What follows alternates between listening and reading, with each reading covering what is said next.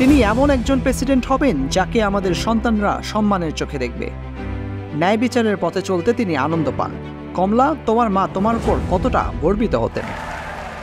সত্যের, গণতন্ত্রের এবং স্বাধীনতার পক্ষে দাঁড়াও।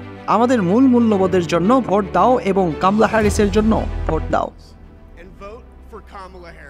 পছন্দটা একেবারেই পরিষ্কার। ডোনাল্ড ট্রাম্প আইনের শাসন নিয়ে চিৎকার করেন, যেন তিনি একজন দোষী অপরাধী নন, যিনি একজন প্রসিকিউটরের বিপক্ষে প্রতিদ্বন্দ্বিতা করছেন।